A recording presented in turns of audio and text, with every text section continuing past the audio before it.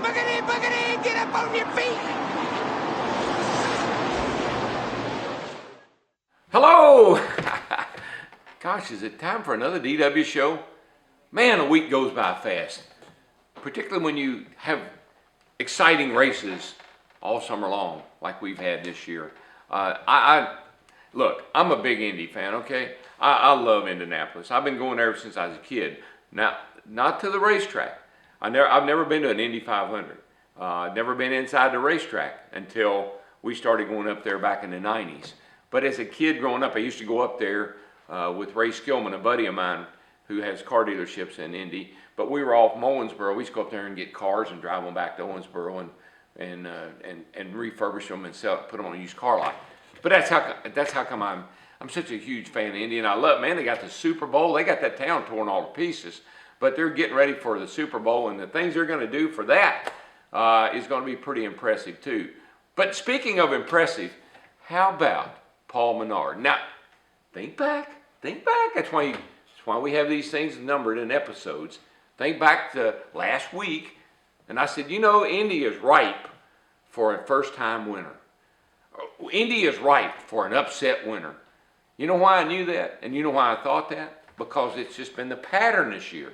I mean, you look at Daytona and Trevor Bayne, you look at the Southern 500 and Regan Smith, and you look at David Regan, and I mean, the list of first-time winners, you don't have to be the most genius guy in the world. As first-time winners, we're running out of first-time winners. There's only a couple left, you know, Allmendinger and Marcus Ambrose. But I just had a gut feeling that somebody was going to pull a surprise at Indy, and sure enough, Paul Menard did it. And you know, Slugger Lab is a pretty smart guy. I don't know if you know this or not, but he was Michael's crew chief when Michael won the Daytona 500. So Slugger knows how to win the big races. And the other crew chiefs are pretty sharp too. Pete Rondo, Regan Smith's crew chief, he was at DEI. He's a smart guy. Donnie Wingo that won Daytona with Trevor Bayne. I've known Donnie for years, really smart crew chief. So all these guys, and Drew Blickensurfer, I mean, he was with Matt Kenseth when Matt won the Daytona 500. So all these guys have kind of that attitude, if you will. They're gamblers. They'll go for it. They'll figure out a way. They'll get a strategy. And listen, they're not fuel mileage races, okay? My strategy is better than your strategy races. Everybody has the same opportunity. Everybody can come down pit road with one to go and top up for fuel, if that's what you choose to do. But these crew chiefs, and then rightfully so, and it's a tough. I agree. I don't want to be a crew chief. I want to be a driver. Okay, that's where all the brains are. The drivers, that's where the brains are. You got to sit on a pit box all day in the hot sun. How smart is that? But anyway, I wouldn't want to be a crew chief because you got to figure out what to do, and you got to figure out how. You got to take a lot of things into consideration, but you put yourself in a position to win, and that's what Slugger did. And a couple of those cars that made it on fuel did. They knew coming down, Regan Smith, they knew coming down with one to go, topping up with fuel, put them in a window, a small window of opportunity to win that race if it should go green. And look, all year long, here's a little inside information for you. Remember maybe a year or so ago when it seemed like every time we get down to 10, 15 laps to go, a debris caution? They became predictable. It became laughable. There were so many debris cautions when we got down near the end of the race. Well, guess what was happening? The teams were starting to rely on that. They were starting to run the race as if they knew there was going to be a caution with 10 or 15 laps to go. And so NASCAR, they realized that just like I did. And now their goal is to finish the race under green, to try to avoid as many green-white checkers as they can because they're disastrous. You know, like Daytona, if you're going to have a green-white checker, you're going to tear up a lot of cars. And so what NASCAR has really tried to do over this year particularly, finish the race under green. Quite honestly, in my opinion, that's where these fuel mileage races have become so prominent. It's because of NASCAR finishing the races under green every week, if at all possible. I mean, we've seen cars spin out and wreck on the last lap, and we still finish the race under green. So if you want to know where the fuel mileage thing started and why there's so many this year, you might just look back to what we were doing a year ago and what we're doing now.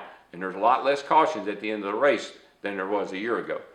Just a little information for you. Let's fast forward a little bit. Paul Menard, Great day for him. His family his dad been trying to win a race up there at Indy for like 30 years. Sponsored Indy cars, and they are a great group of guys. Paul's dad and his family, and Paul, they're good people. And Paul has taken a bum rap. Ever since I've known the kid, he's got a golden spoon in his mouth. He can't drive. He's just a rich kid playing race car driver. Folks, that's not true. I've interviewed Paul. I've talked to Paul. He is a die-hard, committed, as much as you could ask for, race car driver. That's what he wants to do. That's what he dreamed about doing as a kid when he went to Indy with his dad, and now he's getting an opportunity to show how good he is. And Sunday, listen, you don't luck into races. I don't care what anybody says. It's not about luck. It's about skill, preparation, and opportunity.